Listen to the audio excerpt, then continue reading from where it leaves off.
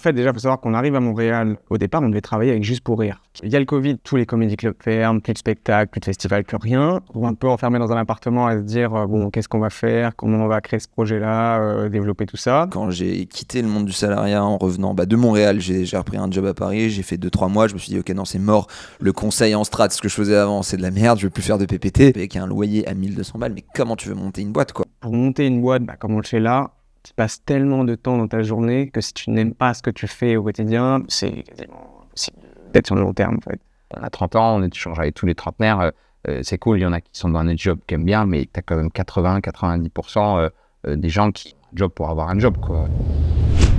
Thibaut, Lucas, merci d'être ici. Vous êtes des amis de longue date, on se connaît bien.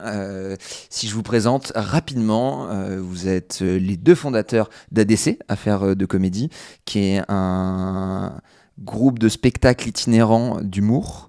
Ouais. Il y a tous les mots. Vous avez un gros live de rock, de spectacle. Vous allez mieux le décrire que moi après. C'est l'exercice que j'essaie de faire en début de podcast. Moi, de décrire qui sont les gens en face. On s'est connus au lycée à l'époque. On s'est perdu de vue pendant plusieurs années. Mais on s'est retrouvés par hasard à Montréal. Il y a maintenant 4 ans ou 5 ans. Ça fait déjà 4 ans qu'on est resté, ouais. Voilà, exactement. Et à l'époque, vous étiez partis à Montréal pour commencer dans l'humour. Et donc... Est-ce que vous pourrez refaire votre présentation et mieux expliquer qui vous êtes, d'où vous venez et ce que vous faites? Déjà, merci beaucoup de nous inviter. On est ravis de faire ce podcast avec toi. Voilà, qu'on se connaît depuis longtemps et grandir et faire des choses ensemble, c'est très appréciable. Tu fais quand même le décor et le up quand même. Oui, ouais. Je trouve que j'ai l'impression d'être dans un bon moment avec Ken Kojandi. Donc, tu nous mets une vraie pression, ouais. On n'a pas le niveau, mais bon, on est ravis d'être là. Tous les deux, on a créé Affaires de Comédie. ADC, comme tu dis, mais c'est rare que. Personne ne dit comme ça. Ouais. À part nous, mais c'est vrai qu'on le disait comme ça à Montréal. Donc, Affaires de Comédie, on va en parler, je pense, tout au long du podcast. C'est vrai que la première présentation la plus simple, c'est que c'est un comédie club itinérant. En fait, nous, notre souhait de base, c'est qu'on est passionné de stand-up et on a envie de développer ça dans notre région, donc le sud de la France. On est autour d'Aix et Marseille. Et on a ce sentiment-là qu'on a envie de faire quelque chose en plus, quoi. Pas juste aller voir un spectacle dans une salle de spectacle, mais proposer une expérience. Donc, on part un peu de ce postulat-là au début et de créer des soirées avec le spectacle qui soit l'axe principal, mais les gens viennent passer toute la soirée. Tu sais, d'habitude, tu vas au théâtre... tu prends limite un petit verre avant ou pas et tu vois le show et puis tu pars et tu fais autre chose, un autre lieu, etc. Donc, nous, on essaye de faire des choses. Donc, par exemple, ce soir, on est dans un domaine viticole. Les gens viennent à 19h, ils prennent l'apéro, il y a des food trucks, voilà, il y a une première ambiance qui se fait, le spectacle et puis parfois, on reboit un verre, on fait venir des groupes de musique. Voilà, vraiment une expérience, une soirée globale autour de l'humour parce qu'on fait principalement ça pour se marrer, quoi. Apparemment, il faut gagner aussi un peu d'argent pour vivre, mais nous, de base, le truc, on part à Montréal, même pas pour bosser dans l'humour, c'est parce que tous les deux, on est meilleurs amis depuis qu'on a 14 ans, enfin, quand on traîne ensemble depuis qu'on a 14 ans, c'est jamais quitté, et c'est le truc qui nous a liés, et on voulait avoir un métier où on se marre, et c'est venu comme ça, naturellement, à travers plein d'expériences qu'on a vécues un peu ensemble à Montréal, parce qu'il y a eu le Covid, plein de choses, mais depuis, ça fait donc 3 ans qu'on a créé Affaires de Comédie, et c'était une présentation à rallonge. Non, c'était pas mal, hein. Je sais même pas quoi rajouter, en fait. Non, mais après, le parcours... on est parti à Montréal, tu dis, pour faire de l'humour, mais on savait pas exactement ce qu'on voulait faire, parce qu'on n'avait pas encore tout ce projet-là d'organisation de spectacle, de lieu atypique, enfin tout ce qu'on fait maintenant, c'est devenu quand même sur le temps. Quand on part à Montréal en janvier 2020, déjà, on finit nos études à Paris. Tiens, parle-nous de vos études. Vous avez fait quoi comme études? École de commerce de base. Comme de gars qui savent pas quoi faire. Moi, j'ai un peu coupé entre parce qu'après ma 3e année, je suis parti en école de production du visuel et un peu communication, digital, tout ça. C'est là où j'ai fait mes alternances chez Canal+, France Télévisions. J'ai fait un peu de radio aussi chez Europe 1. Okay. Tout ça en essayant de se rapprocher vers l'humour, mais on ne savait pas trop comment. On pensait que par les médias, on pourrait coller à ça, mais en fait, c'est tellement vaste, c'est tellement large que, bon, voilà. Et arrivé à la fin de nos études, on s'est dit, quoi faire et est-ce que ce serait pas le moment de partir à l'étranger? Et on avait entendu parler de Montréal par notamment Romain Frécinet et toute son histoire. On savait que là-bas, il y avait une vraie culture du stand-up. Donc, on est parti en janvier 2020. Ouais, puis on a un peu cette culture-là que c'est en faisant que les choses, elles viennent. Et puis, ça parlera peut-être à certaines personnes qui nous écoutent. Tous les deux, il n'y a pas de famille où il y a de l'artistique. Et donc, quand c'est la réponse... Oui, c'est vrai. Pardon. Oh, les meilleurs amis, on connaît plus qu'un bord. Bon, moi, je découvre encore des choses, mais non, ce que je veux dire. Ceux qui savent pas, ton père est Pianiste chanteur, c'est ça. Bon, maintenant, il est un peu plus âgé, donc il chante moins, mais il a vraiment une carrière là-dedans. Le pianiste, il animait des soirées. Ce côté un peu itinérant, déplacer du matériel, etc., c'est vrai que je me rends compte au fur et à mesure, mais c'était vraiment ton service. Sans le savoir, tu es venu par refaire ce que fait ton père. Moi, en tout cas, c'était pas le cas et je pouvais pas imaginer à 16-17 ans ces carrières-là. Et puis, aujourd'hui, notre titre, c'est producteur, même si on est quand même plus au jour le jour dans l'organisation d'événements humoristiques, parce que pour moi, producteur, il y a aussi il y a plein de choses qui rentrent en compte. Le métier de producteur, la compréhension que j'en ai, pour le résumer simplement, pour moi, c'est mettre des moyens et donc prendre des risques. Donc, mettre des moyens, ça peut être des moyens humains, financiers, pour créer quelque chose et prendre un risque, puisque tu vas proposer quelque chose, une soirée en l'occurrence, et si les gens n'achètent pas de billets, c'est là où tu vas perdre de l'argent, quoi. Et donc, c'est ça le risque. Et pour moi, c'est le plus simplement possible pour résumer le métier de producteur, c'est ça. Mais après, il y a plein de choses. Et en humour, notamment, tu peux produire un artiste, etc. C'est pas encore des choses qu'on fait. Pour l'instant, on est plus dans la production d'événements. Voilà. Mais en tout cas, c'était pas des métiers que j'avais imaginé, que moi j'imaginais, donc c'est pour ça qu'on a fait une école de commerce, mais je crois que c'était ancré au fond de nous. Moi j'ai eu un premier CDI, je fais une alternance chez TF1, j'ai eu un premier CDI dans une agence pub, mais en fait ça me plaisait pas, pourtant je me marrais bien, mais pas assez, quoi. Il fallait que le contenu et tout ça soit humoristique, et donc voilà. Et puis après, je trouve que c'est ça, quand des fois tu te fais guider par un truc, tu sais pas forcément où tu vas. L'important c'est le feeling que tu as, et puis en faisant des choses ça va venir sans que tu t'en rendes trop compte, quoi. Et heureusement, et je trouve que c'est pour ça que la vie elle est sympa, quoi, pleine de surprises, et des fois un peu relou, mais des fois des surprises assez cool. Et voilà. Et donc depuis, ça fait, pour revenir un peu comédie, ça fait 3 ans qu'on fait ça à Aix-Marseille. On a fait plein de choses différentes, des succès et des défaites, mais on s'amuse bien. On a une particularité, c'est qu'on cherche en gros des lieux atypiques de la région qui sortent de l'ordinaire. Parce que l'idée de base, c'était de sortir un peu des caves, entre guillemets, ou des salles de théâtre classiques, et d'emmener le stand-up dans des lieux... là où sont les comedy clubs habituellement. Oui, c'est ça. Ouais. Et on voulait sortir l'expérience et avoir une soirée tout autour de ce plateau de stand-up, donc avec plusieurs artistes sur scène qui enchaînent 10-15 minutes chacun. Avoir une première partie de soirée, une troisième partie de soirée après le spectacle, vraiment avoir un événement en entier, quoi, complet. Dans l'objectif de le rendre encore plus populaire aussi, parce qu'il y a plein de gens qui n'allaient pas à ces soirées, parce que c'était pas forcément dans le sud, pas forcément en plein été, de t'enfermer dans une cave. Et par contre, quand on a mis les choses dans des châteaux, dans des maisons d'avant, dans les domaines, dans des trucs comme ça, il y avait à la fois, ça remplit plein d'avantages, quoi. Tu vas passer une soirée en extérieur, bien te marrer, voir des artistes que tu connais pas, et découvrir potentiellement un lieu sympathique dans ta région où tu pourras aller à d'autres soirées plus musicales, plus de sorties, plus machin. Donc ça représente pas mal d'avantages. Okay. Comment ça s'est dessiné alors l'objet d'Affaires de Comédie aujourd'hui? Est-ce qu'à la base, vous aviez déjà cette idée de partir dans l'événementiel d'humour? Quand vous êtes parti à Montréal, vous ne saviez pas exactement ce que vous allez faire. L'humour, ça a toujours été un fil rouge. Comment vous êtes passé de vous dire « Ok, je suis passionné d'humour » à je sais que je veux produire des spectacles d'humour? C'était quoi le cheminement entre l'idée à la réalité? En fait, déjà, il faut savoir qu'on arrive à Montréal. Au départ, on devait travailler avec Juste pour Rire, qui est une énorme projection à Montréal d'humour, de stand-up, de production de spectacle, tout ça. Ils ont eu une descente un peu au travers. C'est quoi, voilà.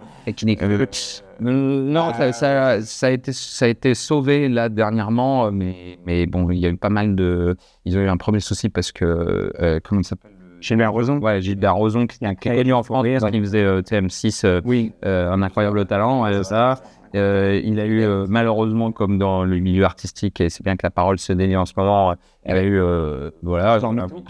comme trop d'entre eux, mais c'est comme ça, donc ça a fait mal à la société, à tous les gens qui travaillaient pour ça. Puis après, le Covid les a bien terminés, puisque c'est de l'événementiel aussi. En fait, Juste pour Rire, la force de Juste pour Rire, c'est qu'à un moment donné, pendant l'été, pendant 2 semaines, tu le sais, tu y as vécu, même si le Covid et tout, on l'a pas vu de manière le plus grande possible. Mais normalement, ça emménage dans toute la ville. C'est sur la place des Arts, c'est sur de partout, quoi. Et en France, on n'a pas un festival comme ça. Les festivals d'humour, ils sont ok, c'est dans telle salle, mais ça investit pas la ville comme le faisait Juste pour Rire à Montréal. C'est la fête de la musique de l'humour. Ouais, c'est ça. Ouais. Pendant 2 semaines, t'as ça partout dans la ville, quoi. C'est Avignon. Oui, comme Avignon. Ouais, c'est vrai qu'évidemment, mais pas Avignon, et tout. Avignon, c'est quand même aussi beaucoup de théâtre, c'est pluridisciplinaire. Et donc au départ, on devait bosser pour eux. Il y a le Covid 3 mois après notre arrivée à Montréal. Donc là, tous les comedy clubs ferment, plus de spectacles, plus de festivals, plus rien. Donc là, on se retrouve un peu enfermé dans un appartement à se dire bon, qu'est-ce qu'on va faire, comment on va créer ce projet-là, développer tout ça. Et en fait, chaque été, ça réouvrait un peu. Donc on a pu rencontrer des artistes, rencontrer des productions. Et puis au bout d'un moment, en fait, on s'est dit créons nos propres soirées d'humour à Montréal. Donc on a commencé dans un petit théâtre. C'était pas vraiment comme on fait maintenant, c'était vraiment une salle de théâtre classique où on a réuni 80 personnes. Ça fait nos armes en fait. Ouais, voilà. On a trouvé des humoristes québécois, il y avait peut-être 2 Français dans la programmation. Ouais. Et voilà, on a fait 2-3 spectacles comme ça. Et ensuite, on a rencontré une production qui s'appelait Groupe Chat à Montréal, qui eux faisaient déjà beaucoup d'événements là-bas. Et on a fait un spectacle de quasiment 400-500 personnes où il y avait vraiment, première partie de soirée, les gens mangent, prennent un verre, le spectacle et une troisième partie avec DJ, fête, voilà, très festif. Ça a super bien marché, ça nous a lancé. C'est ça. Et juste après, on est rentré en France, en fait. Et de cette expérience-là, on s'est dit, on a envie de créer ce genre d'événement un peu mix entre soirée et stand-up dans des endroits assez dingues.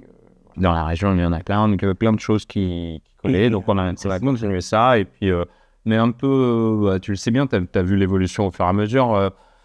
On a, des objectifs et des choses qu'on vise, mais on apprend le métier comme Lucas un peu plus. Il avait ce truc-là, production visuelle, donc c'est des choses qu'il a déjà vues, mais on a appris vachement sur le tas, donc on évolue encore. Là, donc ça va faire 3 ans. Là, on va changer un peu d'identité et être moins, au début, évidemment, pour se faire connaître, on proposait des petites soirées, des soirées intimistes, voilà, de 80 personnes, etc. Et on en a fait énormément. C'est-à-dire que vraiment, on a passé ce step-là de faire... je sais pas, 110 dates par an, je sais pas combien par semaine, mais de petites dates de 50, 60, 80 personnes. Et ce qu'on est en train de changer là, parce qu'on c'est un long sujet, mais on a envie de se raréfier un peu et devenir plus une production de spectacle exceptionnelle qu'un comedy club itinérant qui est là très régulièrement. C'était pas vraiment dans ta question. Vas-y, c'est intéressant de savoir vers où vous voulez aller aussi. Hein.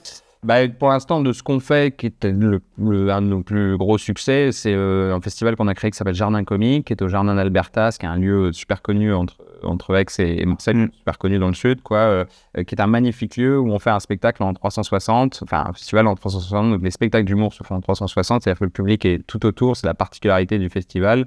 Et l'année dernière, on a reçu 1200 personnes. Cette année, on s'est un peu chauffé, on refait à la fin de l'été sur 3 jours.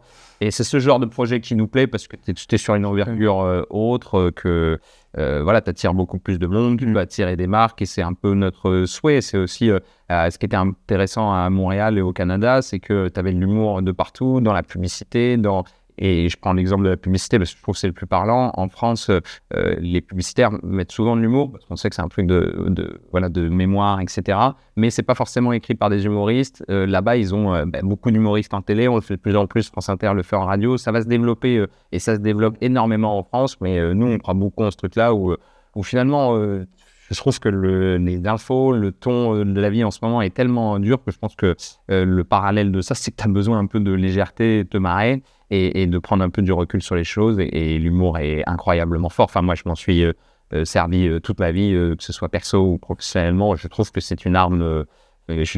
Arme, c'est pas le bon mot, mais en tout cas, c'est un outil assez incroyable pour prendre du recul et pour avancer dans la vie parce que on est dans une période pas facile pour plein de gens, donc je pense que c'est un truc important. Il y a 2 points, moi, dans votre expérience que je trouve vraiment intéressants. Le premier, c'est d'avoir changé d'environnement pour se lancer dans la carrière que vous avez choisie. En gros, on parle beaucoup dans le développement personnel que l'environnement dans lequel on est, ça va influencer énormément nos choix, nos décisions, notre progression. Vous avez fait quand même le choix d'aller dans le cœur un peu de l'humour francophone dans le monde, c'est-à-dire à Montréal. Malheureusement, il y a eu le Covid, mais ma question, ça va être à quel point vous pensez que ça a été essentiel pour votre réussite et la construction de projet, d'avoir bougé, d'être parti à Montréal, d'être parti de Paris pour aller à Montréal. Moi, je vois ça comme t'actives un rouage. En fait, tu te rends pas forcément compte, mais le fait de partir à Montréal fait un premier rouage où, sans t'en rendre compte, tu mets le pied dedans parce que, en plus, moi, je suis assez à la ramener. Enfin, je raconte ma vie à mes proches, pas à tout le monde, mais à mes proches beaucoup quand même. Mais ça me fait un engagement. En fait, du coup, je suis parti là-bas. t'as envie de revenir avec quelque chose. En fait, tu vois, tu te mets une petite... c'est pour ça que je le vois comme un rouage. Chaque truc met une petite... pas pression, parce que je le vis pas comme ça, c'est une passion, ouais, voilà. Mais emmène vers quelque chose d'autre. Et je pense qu'en fait, c'est pour ça que je te dis c'était de l'autodidacte et que c'est venu un peu naturellement et qu'en fait, chaque étape te bloque pour l'étape suivante sans forcément que tu le vois. Et je pense que tu as raison, c'est ce truc-là d'environnement. En fait, on s'est mis dans de telles conditions et on y est toujours. Et je pense que c'est essentiel. Nous, on n'a pas de plan B. Je sais que stratégiquement, ça peut être terrible et tout, mais on ne se voit pas faire autre chose. Et je pense que c'est ce qui, sur ces 3 dernières années, comme n'importe quel entrepreneur, il y a eu des hauts et des bas. Et c'est, je pense, que ce qui fait que les bas sont vite remontés parce que tu as cet état d'esprit où tu n'as pas le choix. Et c'est un état d'esprit, parce que la vérité, c'est qu'on l'a. Si demain, ça ne va vraiment pas, on aura des solutions. Mais je pense qu'il faut se mettre dans cet état d'esprit. Et c'est là où je rejoins la question de l'environnement dans lequel tu te mets. Quoi. Tu dis que tu n'as pas le choix. Et c'est ça se mettre un peu sous pression, en fait. Ouais, c'est ça. Se mettre... sans bouffer la vie. Mais non, je ne sais pas si c'était très calculé, en fait. Alors après, c'est vrai qu'après expérience, oui, nous mettre là-bas, d'avoir fait le voyage, ça nous a sûrement nourri de quelque chose. Et puis nous, on voulait s'imprégner de ce qui se faisait là-bas. On n'avait pas forcément envie de s'installer là-bas. On savait qu'on allait revenir. Mais quand on l'a fait, bon, il n'y avait pas un calcul énorme, en fait. Hein. Nous, puis après, on a la force d'être tous les deux aussi. On arrive des aventures à deux, ce qui change vraiment tout parce que... C'est intéressant. Ouais. Seul là-bas, ça nous va chier. Surtout au début, tu as beaucoup de manutention, tu as beaucoup de trucs à faire. Enfin, c'est vraiment une vraie aventure. Et le fait d'être deux. Donc, être parti à Montréal... Enclenche le rouage. Pour moi, c'est ça. Un truc qui enclenche le rouage. Et après, sans t'en rendre compte, tu te fais suivre. Et puis, je pense que ce qui fait la différence, en tout cas moi avec mes expériences pro d'avant, c'est la passion que c'est en fait. Comme, je le vois même pas comme du travail, quoi. Je le vois comme un objectif, un truc qui me rendrait fier si on arrive vraiment à en vivre et tout ça, machin, et qu'on va au bout de nos objectifs. On s'est fixé des objectifs assez hauts et si on va au bout, je serais super content. C'est un accomplissement en fait, ça mélange le pro, le perso. Enfin, de toute façon, c'est une putain d'aventure d'être entrepreneur et c'est à la fois la difficulté, à la fois ce qui est beau, c'est que tout se mélange un peu, quoi, le perso. Est-ce que c'est nécessaire maintenant de changer d'environnement pour lancer ta boîte, entreprendre, etc. Je sais pas, en fait, peut-être sortir un peu de ta zone, de ton cocon de base et aller découvrir autre chose, mais... Il y a des gens que ça pourrait bouffer. Enfin, j'avoue que je trouve que je pense que chacun réagit différemment. Nous, en tout cas, tous les deux, on fonctionne comme ça. On fonctionne un peu à la carotte et à la pression, quoi. Et donc, je pense qu'on s'est mis dans ces conditions-là pour continuer et progresser.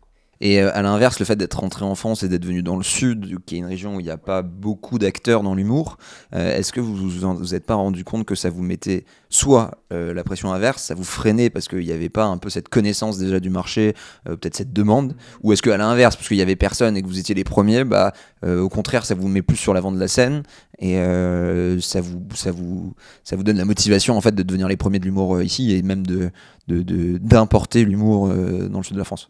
C'est quand même un plaisir de développer une région où il n'y avait pas encore... On a hésité quand on est rentré de Montréal à repartir sur Paris, c'est ça, ou s'installer dans le sud, mais en fait...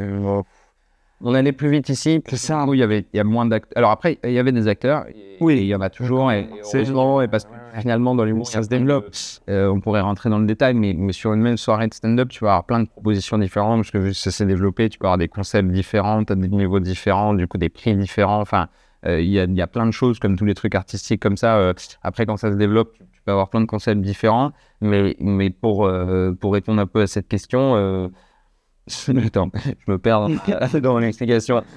Oui, non, mais est-ce qu'entre choisir le sud ou... Ouais, non, mais je sais pas, ou un accélérateur. C'est difficile d'y répondre parce qu'à Paris, il se passe beaucoup de choses, parce que tout le monde y est. Et en même temps, je pense qu'il nous est arrivé certaines choses en étant ici. Et du coup... pas en prenant, parce qu'on n'est pas un numéro 1, il y a d'autres places, et puis moi j'aime pas ce truc-là, parce que je trouve que chacun propose des choses différentes. On a quand même eu des opportunités qu'on n'aurait jamais eues à Paris. Typiquement, on parlait un peu en off du tournage qu'on a eu pour France TV, qui donc organisait un tournage des comédie clubs autour de France. Si jamais on faisait ça à Paris, en fait, on n'aurait jamais fait ce truc-là. Donc, du coup, ça te rend plus visible, en fait. Parce que tu aurais été noyé dans la masse, à l'inverse. Ouais. Pareil, il y a énormément de choses. Soit tu arrives très très fort et tu te démarques, soit c'est super long Ouais, et là, on s'est démarqué facilement parce que pour tous les humoristes parisiens, on était une nouvelle option de pouvoir descendre et quand ils font leur spectacle, faire aussi 2-3 shows avec nous. Donc, c'était une nouvelle option qui n'existait pas au lieu de t'aurais rajouté quelque chose. Et donc, peut-être tu as des objectifs différents parce que peut-être plus de concurrence, mais du coup, on aurait connecté plus vite avec certaines personnes parce que et on essaye de développer ça, mais n'importe quel artiste, s'il veut ce qu'on dit pour nous, ça marche principalement aussi pour les artistes. Si vraiment tu veux passer le step, on te dit que Paris, c'est obligé. Ça l'est de moins en moins, grâce à des acteurs comme ceux qu'il y a à Marseille, nous, et même à Nantes, à Bordeaux, etc. Ça se développe vraiment nationalement. Et donc, les artistes sont moins obligés de monter. Mais de base, il y a 30 ans, tu n'as vraiment pas le choix, quoi. Si tu veux faire de l'humour, tu montes à Paris, c'est sûr et certain, quoi. Après, il y a une petite réalité quand même entrepreneuriale, c'est qu'on n'avait pas forcément les moyens, à moins d'1 an de boîte, de développer l'entreprise, se loger à Paris. Enfin, en fait, il y a eu un retour de sud aussi pour commencer. Enfin, on est retourné chez nos parents. En vrai, la réalité, c'est ça. C'est que pour économiser, pour lancer et un peu garder des sous pour développer cette boîte. On s'est coupé un loyer, on est retourné chez nos parents, on a développé ça. Et maintenant, on a réussi à repartir et à décoller du nid, quoi. Mais au-delà du choix de marché, il y avait une réalité financière au début, là, quand on a commencé. C'est pas vrai, en fait.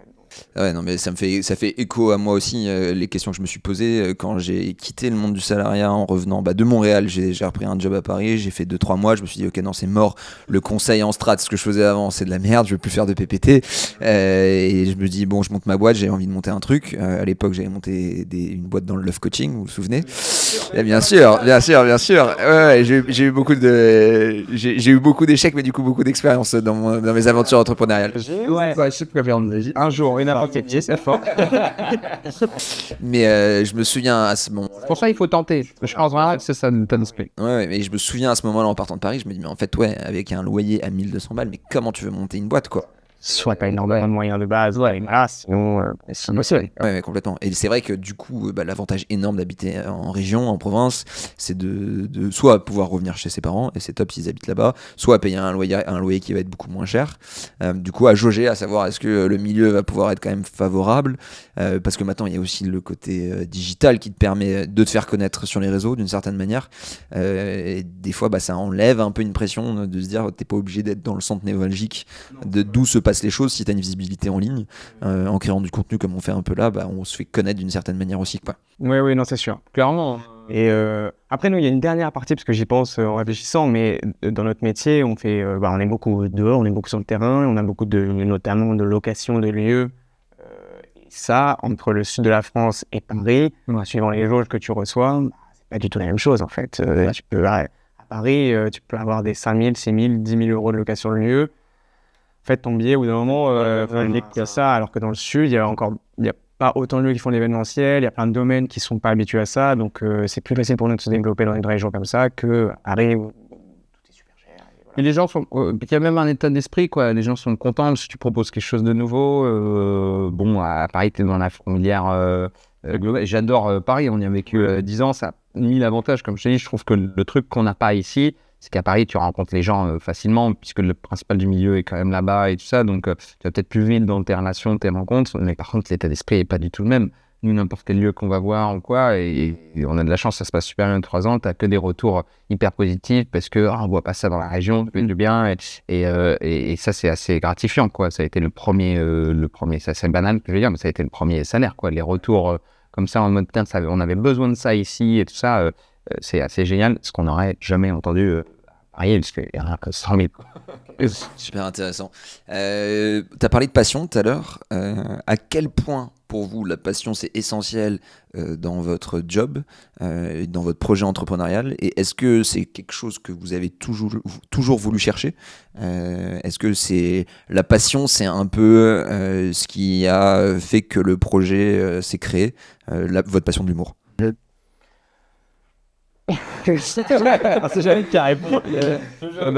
Moi, il m'a inspiré. Je trouve que ça dépend encore une fois. On parle de développement personnel dans ces sujets-là. Ça dépend de la façon de réagir. Donc, je vais répondre pour moi. Moi, la passion a été un moteur essentiel parce que l'argent peut être un moteur. Je suis assez j'aimerais bien avoir une belle maison, j'aimerais bien avoir tous ces trucs-là. Je suis pas en quête d'argent de ouf. Et donc, c'est pas un truc qui me porte, quoi. J'irais pas accepter un job horrible pour que de l'argent. Donc, moi, c'est vraiment ce truc-là qui me porte et c'était le truc essentiel où si tu me connais, je suis quand même un petit peu flemmard. Enfin, j'aime bien profiter de la vie, etc. Et donc, si je passe énormément de temps sur un truc, il faut que je le sente pas passer et je le vois comme ça avec la passion, quoi. Avec la passion, c'est parce que ça me nourrit aussi personnellement, quand on fait un super spectacle, quand les gens viennent te voir à la fin et tout. C'est pour ça que je disais tout à l'heure que je trouve que tout est mélangé, c'est comme ça que je le vois. Je pense que je sais que j'écoute ce que tu fais et c'est assez important, je sais, de séparer le pro et le perso pour tenir, être en santé mentale et tout. Mais moi, la manière dont ça se... Et je pense que c'est à cause de... Enfin, c'est dû à cette passion, pas forcément à cause. Ça se mélange tout et bien, en fait. Ça m'a fait aussi du bien personnellement de monter ça, d'être dans un truc qui me plaît et tout, parce que j'ai fait beaucoup d'alternances, énormément d'expériences différentes et je trouvais jamais ce truc-là et tout. Ça tenait au début, ça me plaisait, il y avait de la nouveauté. Puis au bout de 2 mois, et là, ça fait 3 ans et il y a toujours de la nouveauté. Et puis le fait que ce soit nous, je trouve qu'il y a un sentiment en dehors de la passion est un boost. Et le deuxième truc qui va venir, c'est la fierté si ça marche, quoi, si on arrive à vraiment faire ça et tout. Et je trouve que quand tu échanges avec... on a 30 ans, on échange avec tous les trentenaires, c'est cool, il y en a qui sont dans des jobs qu'ils aiment bien, mais tu as quand même 80-90% des gens qui ont un job pour avoir un job, quoi. Et moi, c'est un truc qui me déprime parce que tu passes un temps de dingue, en fait. Dans ce qu'on fait, il y a le produit final qui est le spectacle, et ce pourquoi on a créé tout ce projet, et ce pourquoi on est passionné, et ce qu'on faisait avant de faire tout ce qu'on a fait depuis 3 ans, c'est-à-dire aller consommer du spectacle, des blagues, du stand-up. Voilà. Le truc, c'est pour arriver à ce produit final, il y a énormément d'étapes de communication, d'organisation, de production, de contacter des gens, de passer des appels, des food trucks, tout ce qui fait qu'on va avoir un spectacle avec du monde et que les gens passent une bonne soirée. Bon, moi, je suis pas hyper passionné par tout ce qu'il y a avant. Je suis pas dingue de réseaux sociaux, je suis pas dingue de montage, c'est pas un truc. Mais en fait, si je m'amuse pendant la création de tout ça pour arriver au spectacle et que le spectacle final me plaît vraiment, c'est ça qui est important et c'est ça qui est cool. Mais c'est un motivateur, en fait. Voilà. Être entrepreneur, et je pense... Enfin, bon, j'ai pas de comparaison avec avant, mais c'est sacrément dur parce que t'es tout de suite, t'as beaucoup de charges qui s'accumulent rapidement, t'as rapidement plus de trucs à payer que plus de clients, etc. Et dès le début, et donc c'est un parcours de combattant tous les jours, et donc je pense que ça doit être un moteur essentiel, quoi. Bah oui, parce qu'il y a son métier. Ouais. En vrai, je suis pas passionné par tous les métiers qu'on fait pour arriver au spectacle. Ce que j'aime, c'est le spectacle de la fin et voir des artistes sur scène et voir des gens qui se marrent et tout ça et tout le produit final entre guillemets. Jamais. Mais oui, être passionné et en tout cas s'amuser au quotidien de faire ce qu'on fait, c'est hyper important. Ce qui est intéressant dans votre monde, c'est que à la base, vous êtes passionné d'humour. Enfin, c'est ce milieu qui vous passionne. Mais vous, aujourd'hui, vous n'êtes pas humoriste. Vous êtes producteur. Et c'est un métier différent. C'est de l'événementiel, c'est de l'organisation, c'est de l'administratif, ce que tu viens de décrire. Et en fait, vous êtes dans un univers que vous aimez. Mais vous n'avez pas un métier passion dans le sens où vous n'êtes pas footballeur, vous n'êtes pas chanteur. C'est artistique, on a non, donc de la production. C'est ça, ouais, c'est vrai. Donc on est passionné par le spectacle et l'humour. Bon, après, moi, même plus largement, par le fait d'offrir quelque chose aux gens qui plaisent. C'est pour ça que moi, c'est un peu bateau comme phrase, mais c'est vraiment le premier salaire parce que je trouve que moi, j'ai toujours aimé ça, essayer de donner du bonheur aux gens, créer des jeux, des animations, l'entertainment. Le divertissement, pour ceux qui ne savent pas. C'est vrai, ouais, c'est ça. Le divertissement, en fait, c'est la passion, elle est vraiment plus là, quoi. Et donc, le fait d'avoir ces retours-là, de créer des choses pour les gens et tout ce qu'on a en ce moment, après 3 ans, on a plein de retours positifs qui font grave du bien et que j'essaie de relire ou réécouter quand dans les moments où c'est plus dur. Quand tu fais la compta, quand je fais de la compta, exactement. Donc, je trouve que c'est de la passion, ouais, elle est même liée à ça, quoi. En dehors de l'humour, elle est aussi liée au sentiment que tu vas donner aux gens, quoi. À la fin du spectacle, quand les artistes, et ça arrive souvent, font un très bon spectacle et que tu vois que ça a donné un bonheur fou aux gens, je trouve que c'est une sensation incroyable, quoi. C'est une sensation dont je suis addict, en vrai. Vraiment, c'est ça que j'ai. C'est pour ça que des fois, on fait 2 semaines sans spectacle, c'est assez rare. J'ai hâte d'y revenir parce que j'ai envie de cette sensation-là, quoi. Ce qui est marrant dans le parcours, c'est que à la base, tu peux pas savoir que tu vas être passionné de ça tant que tu l'as pas fait. tu suis un intérêt, tu vois où ça te mène, mais il y a un peu, c'est que l'épreuve du feu d'avoir fait créer ton projet, avoir monté l'événement et de savoir à la fin comment ça va se passer, qui va te dire si t'aimes vraiment ou pas les choses. En fait, des fois, la passion du secteur ou de l'univers, ça peut être juste quelque chose qui va te permettre de naviguer dans ce sens-là, mais à la fin, il va falloir savoir est-ce que c'est ça que je veux faire ou non. Pourquoi je parle beaucoup de passion? Moi, il y a un sujet c'est un sujet qui m'intéresse beaucoup.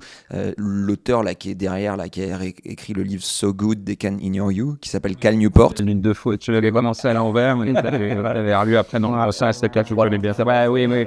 Oui, et donc, Cal dit dans ce livre, et il est assez conservateur sur ce sujet, moi des fois je me reconnais pas là-dedans, mais il dit genre ne suivez pas votre passion, mais suivez un métier qui va pouvoir vous donner de l'autonomie. Lancez-vous quand vous avez acquéri un certain capital de carrière, donc quand vous avez une certaine connaissance sur le marché, vous pouvez répondre à un problème et du coup vendre cette connaissance.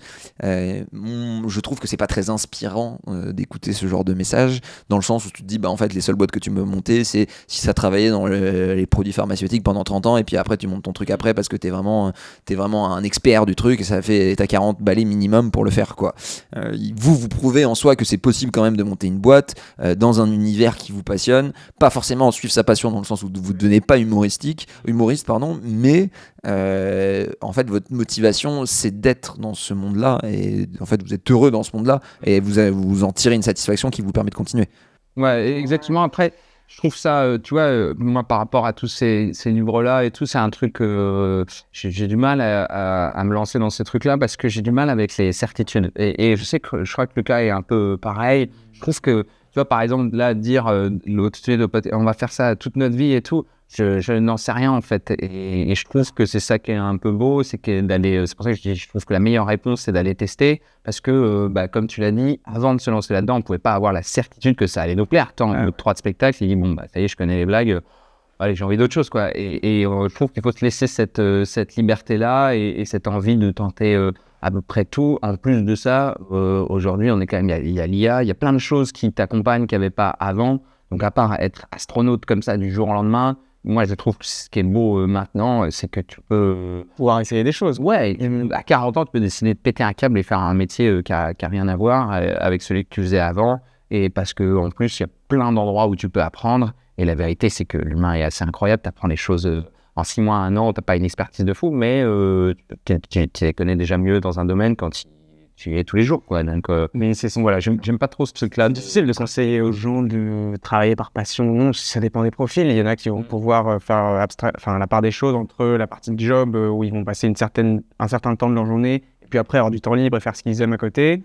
En fait, le truc, ça se joue sur le fait que pour monter une boîte, comme on le fait là, tu passes tellement de temps dans ta journée que si tu n'aimes pas ce que tu fais au quotidien, c'est quasiment impossible d'être sur le long terme, en fait.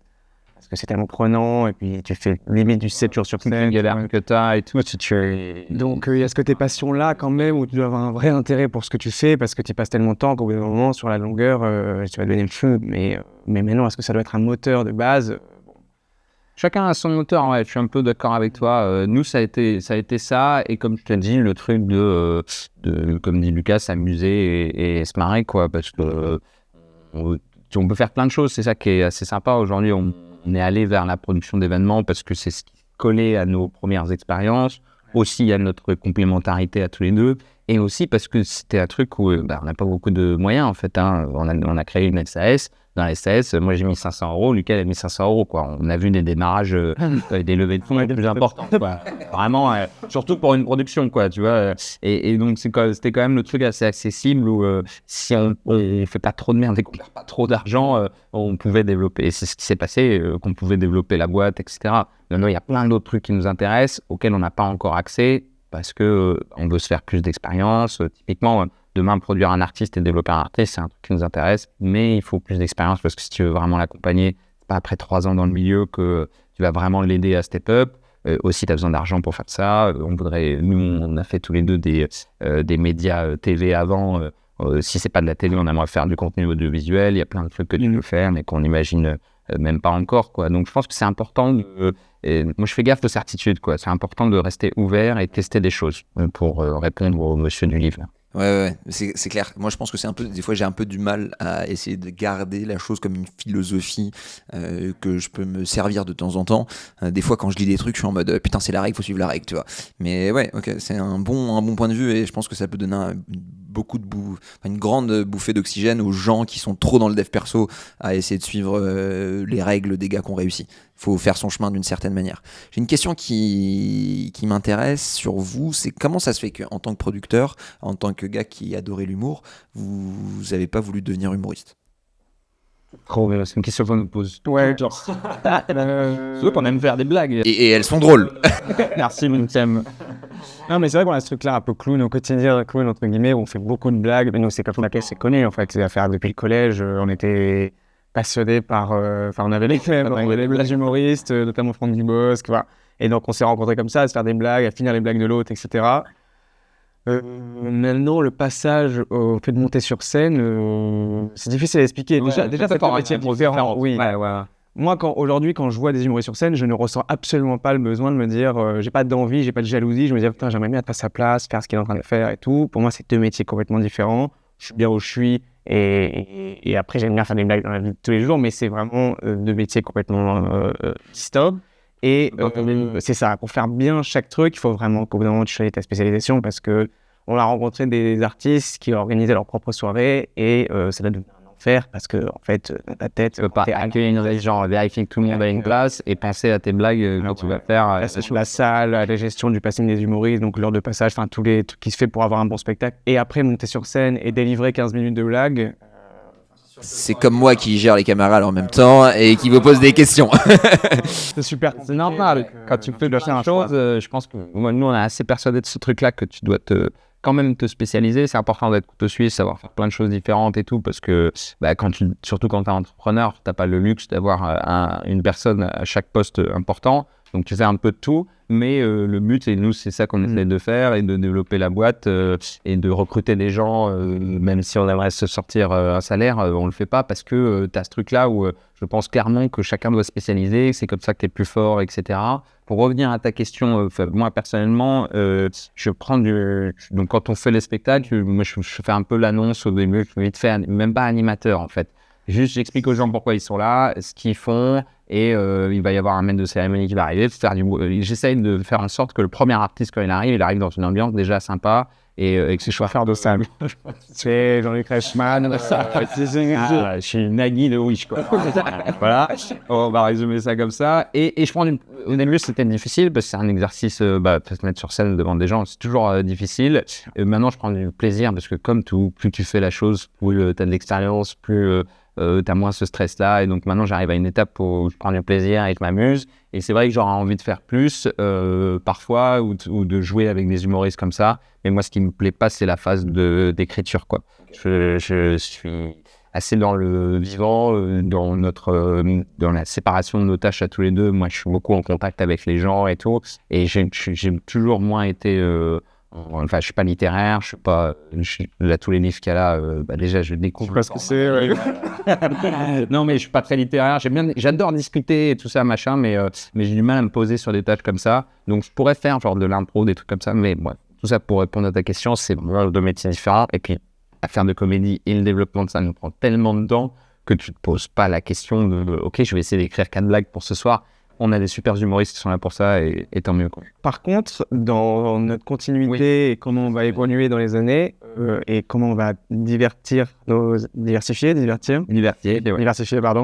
gens et nos activités, moi j'aimerais bien qu'on reste pas que dans la production administrative, soit qu'on ait un peu une partie soit d'audiovisuel, soit de mise en scène, de réalisation, d'écriture avec des auteurs, des humoristes, enfin. On tourne un peu nos petites vidéos, s'amuser aussi quand même, ouais. Donc on tourne des vidéos, on se marre bien, on essaie de voir ça léger, de pas y mettre trop une importance, sinon tu te diras, c'est pas, t'as toujours ce truc-là et tout, je pense que tu le sais très bien, tu fais beaucoup de création de contenu, donc tu dois savoir toutes les questions qu'on peut se poser à ce moment-là, on se marre bien à ce moment-là, c'est différent de faire de l'acting, un peu derrière la caméra, mettre en avant les événements ou tout autre, mais en vrai, ça c'est quand même un plaisir, et ça fait partie de l'amusement sur le long terme quand même à garder. Pas dans un truc trop process, production. Tableau Excel, ça quoi, puisque moi, c'est le domaine. Moi, c'est une question que je me pose parce que je vous ai parlé de mon envie de potentiellement aller prendre des cours de stand-up parce que dans la création de contenu, bah, c'est bien d'avoir forcément un petit côté humoristique, de savoir comment faire rire les gens, ça accroche dans les vidéos, c'est sûr, c'est clair et net. Mais je me suis rendu compte aussi pour avoir écrit des vidéos YouTube et là cet exercice de tourner des podcasts, que le podcast c'est plus de l'humain dans le sens où je rebondis plus sur ce que vous êtes en train de dire, on creuse une conversation, alors que écrire une vidéo YouTube c'est vraiment passer du temps, si ce n'est la majeure partie, à savoir ce que tu vas mettre dans la vidéo, comment tu vas créer le storytelling, comment tu vas accrocher les gens, quel va être le moment waouh à la fin qui va leur permettre de dire ok c'était une histoire intéressante et c'est vrai qu'en en parlant là je me rends compte que je pense que je suis un peu comme vous, j'ai moins ce côté quand même profond, créatif, où je vais conceptualiser les idées pour les articuler autour d'une histoire, d'une blague ou quelque chose comme ça. Et j'ai fait de l'impro, j'ai fait 2 cours d'impro à Marseille, à l'Ardu, et pour le coup, je me suis régalé, genre j'ai adoré ça, ouais, parce que là, t'arrives, t'as rien à préparer, c'est toi et toi-même, et en fait, tu sens que t'as ma force, et j'imagine que c'est la vôtre aussi, c'est de pouvoir être assez authentique et de pouvoir surfer sur la réalité, quoi, moins travailler, enfin sur l'instant et moins travailler les choses quoi au préalable. Ouais, bah, je m'amuse moins dans le travail de rédaction et d'écriture et je m'amuse plus dans trouver des idées en live parce que je vois ça comme, je pense que ça va te parler comme un petit challenge quoi. Mais je mets pas une pression. Si, de toute façon, c'est déjà arrivé. Des fois, je monte sur scène et c'est pas ouf. Je fais un lancement pas ouf. C'est peut-être pas très grave. Et tu vois, il faut pas mettre une pression. En fait, c'est ça, s'amuser aussi. C'est de garder de la légèreté sur certaines tâches que tu as. Quoi. Si toutes les tâches sont lourdes et tout, je trouve que c'est là où tu vas finir par épuiser cette passion. Je pense que la passion, on en parlait tout à l'heure, ça s'entretient. Ce qu'on n'a peut-être pas dit, c'est qu'il faut garder. Tu peux le dégoûter. Quoi. Quand tu fais vraiment que ça, on n'a pas forcément eu parce qu'on est tellement accroché à ça et qu'on s'amuse bien, mais c'est vrai que je peux l'avoir ressenti parfois où tu te dis allez, on va pas faire dans la musique aussi un peu. Surtout en plus d'en parler avec vous, tu vois, je me dis à quel point je me sens plus, depuis que j'ai commencé ces vidéos de podcast, je me sens plus à l'aise et plus moi-même que quand j'écris mes vidéos YouTube. Et je pense qu'il y a aussi le côté, forcément quand t'es bon, t'as un côté retour de dopamine parce que tu te sens bien, parce qu'on te dit que ce que tu fais c'est bien, et du coup tu as envie de le faire plus, et plus tu le fais, plus tu produis, bah, plus au final tu deviens bon, et plus tu te développes, et ça commence à se créer quoi. Si tu t'amuses, c'est un truc d'énergie, je trouve. Je suis pas totalement dans ces pensées-là, mais je trouve que c'est l'énergie comme ça se ressent quoi. Quelqu'un qu'on ne peut plus de ce qu'il fait, ou c'est 50e podcast, c'est un peu énergie, et qu'un mec qui s'amuse à chaque fois comme je ressens là pour toi, je pense que c'est agréable à écouter et à regarder. Ouais, clairement, c'est vrai. Puis je le vois sur nos vidéos parfois. Moi, je suis assez minutieux et souvent, je suis pas très content du résultat ou de l'acting qu'on donne, tout ça. Jamais. Je suis jamais content du résultat. Mais au final, le retour qu'on a des gens, c'est qu'en fait, on ressent qu'on s'amuse, qu'on fait du contenu un peu, où tous les deux, en fait, ça nous éclate de faire ça. Donc voilà, donc ça reste hyper important. Quelle est du coup la part du contenu, vous, chez ADC, chez Affaires de Comédie c'est quoi un peu, pour faire vite des petites stratégies marketing, comprendre où vous en êtes c'est intéressant de savoir ça, parce que le contenu, ça m'intéresse énormément. À quel point vous pensez que pour vous, c'est important d'être créateur de contenu en soit marque personnelle, soit sous le nom Affaires de Comédie, pour développer votre business? Ça reste quand même essentiel. C'est le boss du contenu, ouais. Ouais, alors c'est le boss du contenu, j'en parle pas super bien. Non, mais en fait, vu qu'aujourd'hui, tout le monde est sur Instagram et sur les réseaux sociaux, tu es obligé d'avoir une direction artistique de ce que tu vas poster, de la manière dont tu vas vendre tes événements, et donc diversifier un peu de l'affiche classique de base à poster une image fixe. Il faut bien créer de la vidéo, et nous, c'est ce qui nous éclate de faire maintenant, quand on fait du teaser ou de la promotion d'événements, ou de l'after movie, ou de la voix off. C'est un truc qui fait partie du développement d'Affaires de Comédie. Mais après, en fait, il y a plein de contenus différents. Nous Ouais, on dirait. Non, pardon, je fais bosser ou quoi j'avais pas reçu, moi, les questions. Pardon. Non, t'inquiète. Non, mais oui, c'est hyper important d'avoir une offre hyper diversifiée sur le contenu que tu postes sur Instagram. Après, en fait, c'est hyper large. Tu as du contenu promotionnel, tu as de la mise en avant d'artistes et de blagues qu'on appelle de la captation. Qu'est-ce que tu as comme type de contenu? Non, c'est quoi la question de base? Pourquoi c'est un important? stratégie, ouais. Dans ta stratégie de développement. Moi, je suis moins sur ces questions-là, mais ce que maintenant, après 3 ans, il y a des choses qu'on va tellement améliorer et tout ça sur notre contenu, mais j'ai l'impression que, comme dit Lucas, il y a énormément de gens, c'est la jungle un peu Instagram, et donc tu dois personnifier en fait ce que tu fais, parce que je pense aussi que finalement, on est un peu on dit producteurs, mais finalement, on est des commerçants, quoi. Donc, on doit être proche de nos clients. Je sais que les gens qui viennent souvent deviennent un peu des ambassadeurs naturellement et sont contents de te voir toi aux événements, te voir à la vidéo. Du coup, quand ils reviennent à un spectacle, ils disent « Oh, vous avez bien fait marrer sur la vidéo et tout ». La vidéo, elle est pas folle, mais il y a ce truc-là de je connais le gars. Mais tu sais, même moi, j'adore cette sensation-là, un peu de village et tout. Quand tu vas, tu connais le maraîcher, tu connais le mec du bar, tu salues tout le monde et tout. Et bien, je pense qu'on doit garder ce truc-là, même si on essaie d'avoir un projet avec de l'envergure et tout, d'être accessible, d'être. Quand je dis ça, je suis pas du tout starifié, mais d'avoir ce côté-là un peu commerçant, en fait. Pas d'être accessible, mais d'être proche des gens et donc de personnifier ce que tu fais. Et ce côté-là commerçant, très dans ton village, tu salues, machin, etc. Tu peux l'avoir aussi sur Instagram en te mettant toi plus en avant. Nous, c'est un truc dont on a du mal parce que de base, on n'avait pas forcément cette légitimité-là parce qu'on se dit, c'est pas nous qui vont monter sur scène et tout. Et puis, c'est venu naturellement. Et puis, je pense aussi, ce qui est important aujourd'hui dans ta stratégie, c'est le ton que tu vas employer. Et nous, typiquement, on avait du mal avec le ton très promotionnel, genre venez, on a les meilleurs. C'est ça. C'est les meilleurs humoristes, c'est les meilleurs skills, c'est les meilleurs lieux. Mais ce qu'il faut faire, mais on a beaucoup de mal avec ça. Et je suis d'accord avec ce personal branding, mais c'est vrai que c'est compliqué parce que nous, on a beaucoup de second degré sur le fait de se filmer en story, face cam, ça vraiment.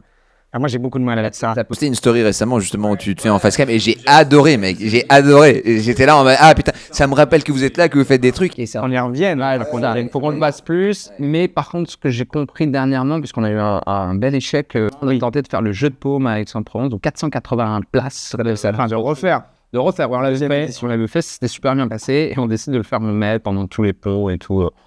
Bref, c'est plus scientifique, je ne sais pas si c'est arrivé, mais donc du coup, ce soir, on a peut-être 100 billets ou 150 billets vendus à 4 jours de l'événement, donc on fait une vidéo, on dit la vérité, en fait, on a voulu faire ça va pas le faire, on peut pas se permettre de maintenir parce que sinon on va couler. Par contre, on vous propose une autre soirée un peu plus estivale, qui correspondait un peu mieux, mais on s'est tiré une balle dans le pied, mais on a dit c'est un échec et ça a super bien marché. Les gens sont revenus. C'est une vidéo qui a le plus fonctionné sur.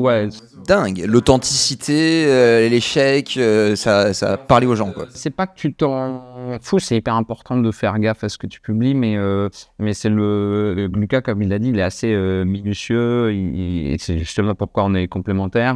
Moi, je le suis pas trop et en fait, ce qu'on a peut-être un peu compris avec ça, c'est que Instagram, c'est aussi, tu publies, ça va vivre, ça vit une semaine, c'est déjà le max du max, et en fait, ça se perd après dans la truc. Donc, il faut faire des contenus sympas et pas les négliger, mais en même temps, il faut être naturel, faut pas y mettre une importance de ouf, parce que ça vit, ça meurt, et c'est bien comme ça, quoi. On est dans une consommation de contenu, et donc, soyons authentiques, quoi. Donc, c'est ce qu'on essaie de faire, et on va essayer d'être un peu plus à la caméra, à la rentrée.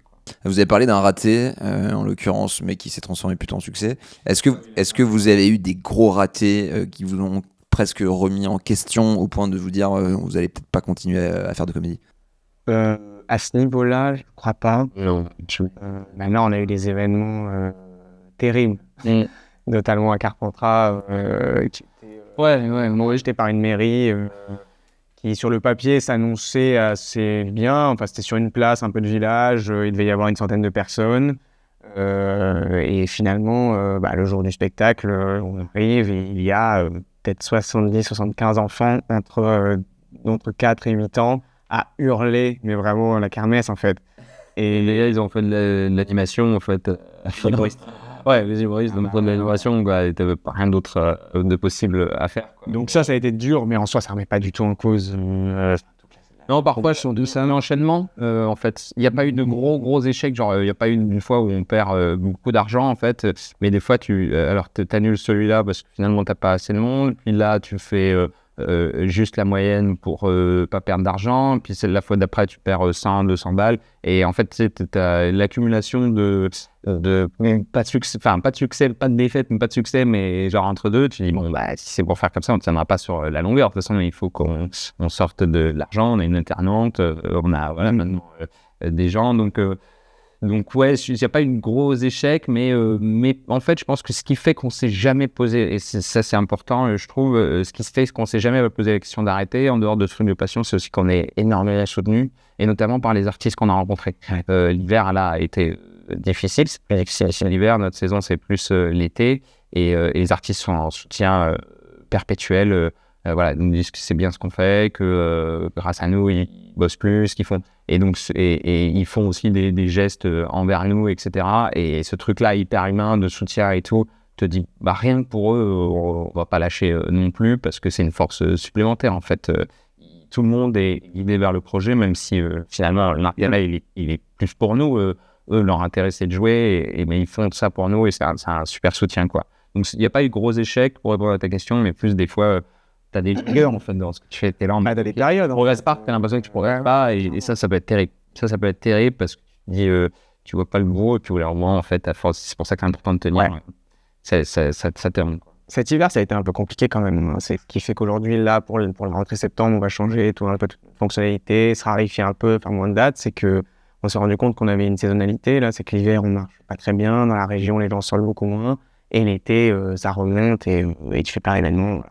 Et cet hiver, c'était compliqué parce qu'en plus, vu qu'on veut proposer quand même des spectacles un peu ambitieux, pour plaire, on engage beaucoup de frais, on fait descendre des artistes de Paris, de Suisse, de Belgique, donc tu as ce qu'on appelle des VHR, voyage, hôtel, restauration, et quand tu annules une date, les billets de train, les billets d'avion, l'hôtel, parfois tu peux annuler, parfois non, et quand tu enchaînes ça sur plusieurs dates et que tu accumules des dettes, voilà, ça c'est des moments... C'est là où ça peut te taper un peu l'esprit, quoi. Mais encore une fois, la chance d'être passionné, c'est en plus de ça, d'être soutenu par les humoristes, les gens qui travaillent avec nous aussi en dehors et tout ça. Et bah, même toi, tu nous as aidés aussi. Enfin, tu vois, on a de la chance, on est bien entouré. Comment vous gérez le stress à part les relations humaines internes au monde pro ? Comment vous gérez le stress dans votre quotidien ? Comment est-ce que vous avez des routines mises en place ? Est-ce que vous avez un carré qui est ce genre de questions morning routine, evening routine. Lucas dit ça parce qu'il a vu mon calendrier récemment et il a vu à quel point il était time bloqué. Il y a de la mais je suis incapable de vrai. C'est intéressant du coup de savoir que ça peut marcher sans faire tout ça, quoi. Ben, on parlait, tu sais, ça se lie, je trouve, au truc de suivre des règles. Et moi, j'aime bien, je pense qu'on aime bien on a parlé tous les deux, on aime bien faire des choses différentes, on n'aime pas non plus qu'on nous mette la pression sur un truc, enfin, qu'on nous impose un truc et tout ça. On a un grand sentiment, je pense, tous les deux, de liberté. Ouais. C'est pour ça qu'aussi nos premières expériences au CDI et tout, c'est pour ça qu'elles n'ont pas marché. C'est parce que et pourtant, je pense être un peu à l'écoute et tout, mais je me suis rendu compte que quand c'est le boulot et tout, j'écoute rien, quoi. Je suis mes idées et c'est important pour moi ce truc de liberté. Tous les deux, c'est différent parce qu'on décide ensemble et parfois on n'est pas d'accord et tout. Et j'ai pas cette sensation de pas libre, mais voilà. Et donc c'est pour ça que je suis pas trop de routine et tout parce que j'aime bien varier. Un jour, on peut bouffer à l'espagnol et puis si le lendemain on a un rendez-vous tôt, se lever tôt. Je vais bouffer à 15h. Genre là, par exemple, il est 16h, on n'a toujours pas mangé. Et demain, ça va peut-être tôt pour tu vois. Et j'aime bien ça qu'il y ait de la variété. Tu suis ton énergie un peu juste pour. Ouais, bon, okay. L'impact du stress n'est pas le même, enfin sur nous, n'est pas le même au début et maintenant en fait. Oui, tu vois, c'est à l'heure tu as fait une montée sur scène, on a tellement enchaîné de dates et on a fait de spectacles que déjà une date n'est plus la même qu'il y a 3 ans. Maintenant, puis en plus on a les équipes avec nous, c'est plus du tout le même impact. Par contre, sur le festival là, qui arrive sur 3 jours, on a 1000-1500 personnes par soir. Là, vu qu'on commence ce nouveau type d'expérience, moi après perso, je suis d'une nature quand même assez anxieuse. Mais voilà, en fait, avec l'expérience, déjà le stress diminue. Plus tu sais où t'es en zone de confort, entre guillemets, plus en fait, ça devient facile. Ça me pensé dernièrement, j'ai lu un livre de stress, qui s'appelle L'art de s'en foutre, mais qui est ultra connu, je sais. De Mark Manson. Ouais. Exactement. Et je l'ai lu, mais je vais lire la préface. Mais moi, je crois que je suis vachement dans cette... ce qui fait que j'ai pas de stress, c'est que pour moi, à part la santé, rien n'est grave. Et j'ai je sais pas si c'est dû à mes parents et tout, mais j'ai ce truc-là depuis de petit. Ça a des défauts comme des inconvénients. Enfin, d'ailleurs, c'est deux fois le mot. Ça a des inconvénients comme des avantages, pardon. Et l'avantage, c'est que je ne vis pas beaucoup par rapport au stress et tout, parce que je sais qu'on va y arriver, je sais qu'on va se sortir. J'ai un truc de base ancré en moi qui est de façon confiante. un peu fou, en fait, parce que des fois, tu vas dans le mur, il y a plein de fois où j'ai été malheureuse, ça l'a pas fait et tout. Mais en fait, ce truc-là me porte et je pense que je changerai jamais ça parce que, en fait, je pense que je marcherais pas sous stress, quoi. Je sortirais même pas de ma chambre si j'avais trop de stress et tout. Donc, je pense que c'est une espèce de bouclier, ce truc de c'est pas grave, quoi. Dans tous les cas, on va trouver des solutions, c'est pas grave. T'as parlé tout à l'heure de à quel point t'avais eu du mal en CDI à justement t'épanouir parce que t'avais pas cette liberté. Moi, j'ai vécu exactement la même chose. Dans aucune de mes boîtes, je me suis épanoui. Je me suis fait virer 3 fois quand même, faut le savoir. C'est quand même un beau record. De la même boîte, parce qu'il y en a avec des moustaches, des perruques et tout, et 3 fois. C'est toi, on t'a déjà viré, putain. J'ai une dent contre l'éducation nationale parce que j'ai l'impression d'avoir été dans un moule qui m'a toujours empêché d'être qui j'ai été. C'est pour ça que l'entrepreneuriat, d'une certaine manière, ça a été une révélation parce que c'est à la fois très introspectif, mais aussi c'est toi qui choisis de savoir qui tu es, forcément vers où tu veux aller. Tu fais les missions que tu veux quotidiennement. Si t'aimes pas, tu peux changer le projet. Et je trouve que ça c'est génial. Vois tes paroles. Voilà. À l'inverse, par contre, moi j'ai un cadre très précis pour me cadrer et c'est comme ça que je gère mon stress, que j'ai besoin d'avoir l'esprit clair, de dormir mes 8h30 par soir, de faire ma méditation le matin, parce que je suis un insomniaque aussi et la méditation me sert à dormir. Il y a plein de choses comme ça que le cadre m'a donné. Maintenant, moi, il me manque un truc que je pense que vous avez, et vous allez me dire si c'est bien le cas. Est-ce que le fait d'avoir une relation sentimentale importante, importante et stable surtout, ça vous aide à développer votre boîte? On parle de nous, là. Ah, pardon. On parle. Non, mais c'est. Non, Mettre en couple. Entre en couple, relation sentimentale. Oui, pour moi, Oui, c'est dans la ouais. Je t'adore, ouais. Mais il n'y a pas de charnel.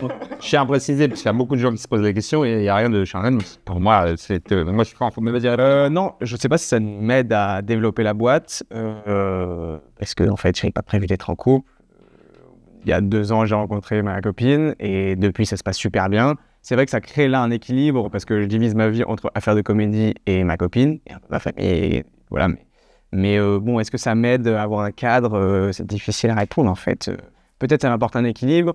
En tout cas, aujourd'hui, c'est quand même en fait de la voir, de passer du temps avec elle, me sort un peu la tête d'affaires de comédie ou de penser à autre chose, de pas ruminer constamment sur les problèmes qu'on a, etc. Maintenant, non, mais est-ce que c'est essentiel ou pas? J'en sais rien. En fait, pour l'instant, t'es pas en couple et tu vis une vie tout à fait. Ah oui, même parce qu'après là-dessus, on est complètement sont différents. Non, moi, ça dépend des profils et je suis un émotionnel, donc ça me prend. Là, dernièrement, il y avait une fille que j'aimais bien et ça m'a plus empêché de travailler parce que ça me prend mon esprit, mon cerveau toute la journée, quoi. Alors après, quand t'es en couple et que ça se passe bien et tout, t'es plus dans ces questions-là. Moi, c'était dans un truc un peu de début, de drague et tout, donc je me posais pas mal de questions et c'est toujours à chaque fois le cas, mais c'est comme ça. J'ai appris. Donc ça, c'est moi, je pense que pour être totalement disponible. Et c'est pas vraiment répondre à ta question, mais bon, si je pourrais être totalement disponible émotionnellement, il faut qu'on avance avec.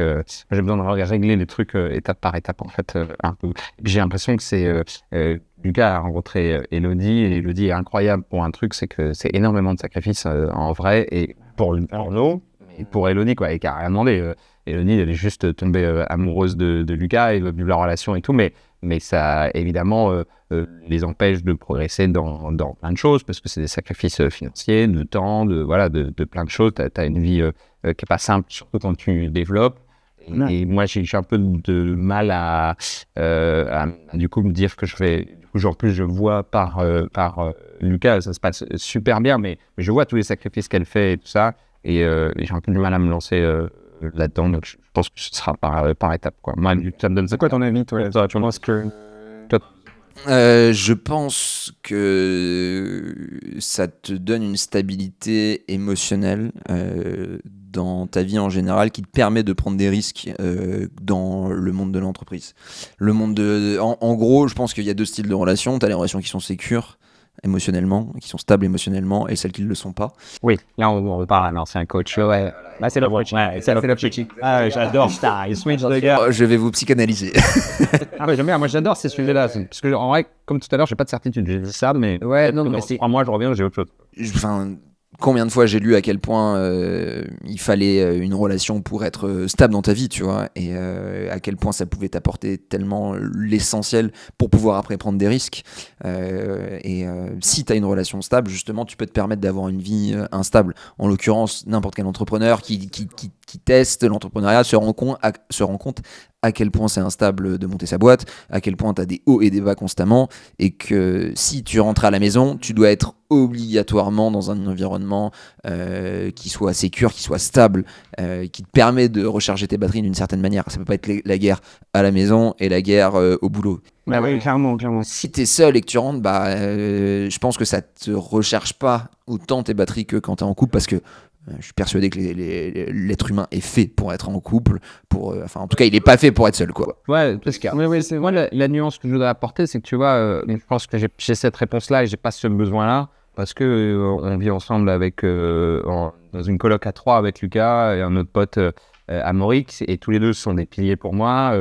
J'ai des super relations familiales et ils sont aussi des piliers pour moi. Donc en fait, ce que tu as décrit pour ce cocon-là, ce pilier, ce truc de se recharger et tout, moi je le retrouve, mais c'est un avantage, c'est une force incroyable, je trouve, mais je le retrouve dans ce que j'ai déjà en fait, des amis et de la famille. J'ai pas l'amour est très important pour moi. J'espère que je veux vivre des trucs et tout ça parce que je suis sentimental, mais j'ai pas ce besoin-là, quoi. Tu te sens pas seul, quoi. Non, ouais, vraiment pas. Parce que je pense que ça dépend un peu de ta personnalité. Si tu es à l'aise dans le célibat et que tu vis bien comme ça, moi j'avoue que ça, en fait, ça m'a libéré d'un poids de me dire, il faut se mettre en couple, ça me prenait la tête. En fait, c'est vrai que ça a validé un truc et derrière, j'avoue, j'ai pu me concentrer plus sur la faire de comédie et après organiser mon temps pour être présent un peu partout. Mais quand même, j'avoue qu'en fait, avant d'être en couple, j'avais ce truc-là, je me prenais la tête de me dire, j'ai envie de vivre une relation, et donc du coup, tu prends du temps sur des applis de rencontres, sur... bah ouais, clairement. Ouais. Donc si, en vrai, quand même... Surtout qu'on fait 60, donc ça prend du temps de trouver qu'il y a cette te voix déjà, voilà, ce genre de détails et tout, donc non, ça y est, pas mal de temps. Mais oui, moi je pense que c'est vrai, hein, c'est ce que je ressens chez toi. Mais c'est intéressant ce que tu dis, Thibaut, aussi, parce que je me dis, moi étant célibataire aujourd'hui, peut-être que tu vois, ça serait peut-être intéressant d'être dans une coloc avec des mecs qui sont entrepreneurs, avec qui comprennent un peu mon quotidien. D'une certaine manière, ça t'aide et ça te pousse. Enfin, tu crées ton environnement qui t'amène à être à l'aise pour te battre au quotidien. C'est pas forcément un cocon.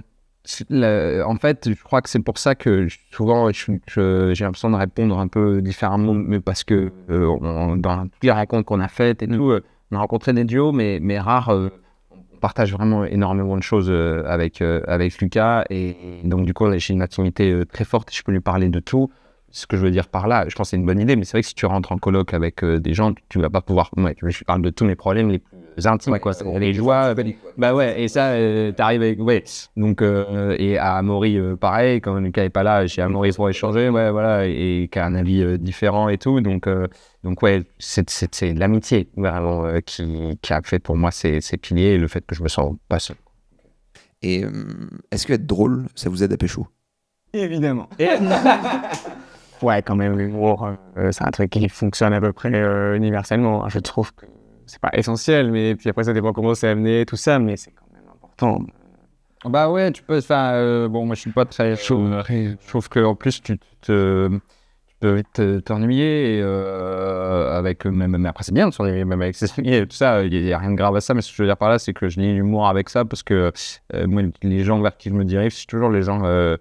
qui ont de l'humour, parce que souvent de l'humour veut dire pas tout le temps premier degré, et donc comme je te disais, tout se lit, quoi. Moi je suis un peu dans ce truc là de faut que ce soit léger, la vie en fait, parce que y a que des galères, et pour tout le monde, et dans n'importe quel métier, n'importe quelle vie et tout, et donc quand tu as cette sensation de légèreté, c'est ça qui me permet d'avancer et tout ça, quoi. Donc c'est ça, et ça donne envie, quoi. Ouais, non, mais au-delà de pécho, en fait, c'est socialement avec les gens. Ouais, voilà. T'es à l'aise, donc ça facilite les échanges, donc en fait, oui, pour une relation. Tout le monde a envie de se lever. Oui, enfin, il y a quelques personnes, hein, tu dis, ok, bon, lui, ça l'intéresse pas du tout et tout ça.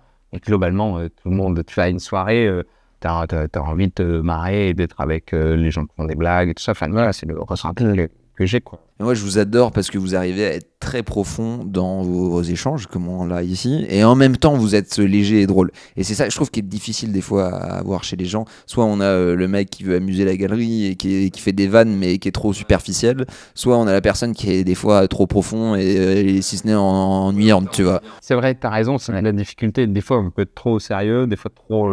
moi, c'est déjà arrivé plus jeune maintenant. 30 ans, mais qu'on me dit bon, allez, c'est bon, les blagues là, on a besoin de bosser ou faire un peu autre chose, quoi. T'es lourd, quoi. Et non, mais c'est vrai.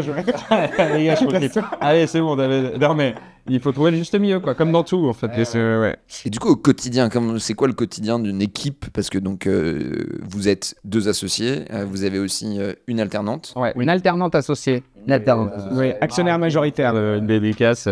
Et en même temps, vous travaillez avec des humoristes. Comment c'est d'organiser des choses qui sont quand même assez minutieuses, parce qu'il y a un timing à respecter, des événements à créer, dans un monde où tout le monde est censé toujours se marrer?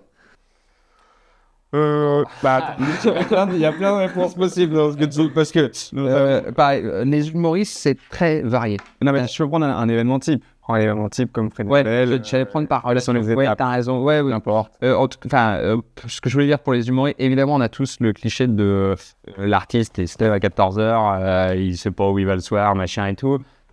Qui sont comme ça et qui sont trop cool pour ça et marrants. Et puis du coup, tu sais que tu dois gérer un peu pour eux.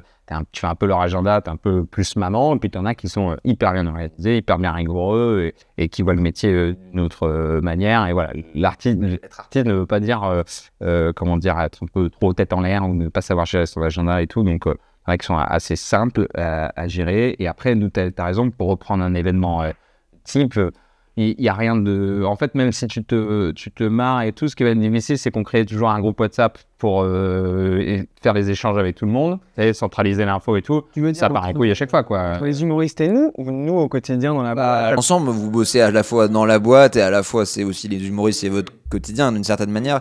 Donc dans ce monde très léger, Intermédiaires, les humoristes sont une partie des intermédiaires, mais en fait, pour créer un événement, il y a tellement d'étapes, que ce soit vidéastes, photographes, les lieux, les prestataires, les food trucks, les gens qui gèrent le bar. Donc les humoristes sont une partie de l'organisation.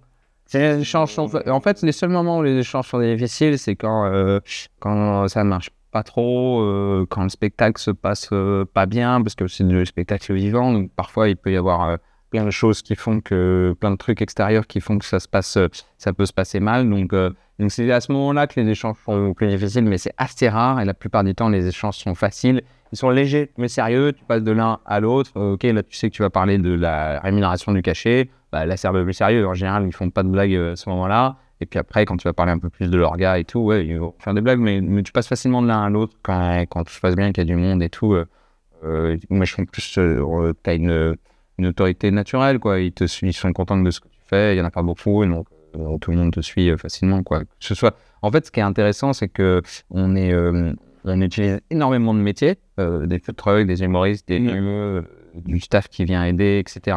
Mais on est un peu seul à faire ce qu'on fait. Donc du coup, les gens te remercient naturellement parce que sans toi, en fait, tout cela ne bosserait pas, quoi.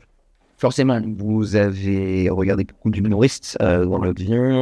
Du coup, j'imagine qu'ils vous ont inspiré dans la recherche de votre passion. Enfin, d'une certaine manière, c'est eux qui vous ont amené vers la passion. Est-ce que vous avez d'autres rôles modèles? Qui nous ont inspiré, si quand même au début, quand c'était pas encore vraiment lancé, il y a une boîte aux États-Unis qui s'appelle Dental Comedy, qui est un truc qui est assez énorme, et ils ont un système de faux un peu secret où ils annoncent la localisation et la programmation au dernier moment.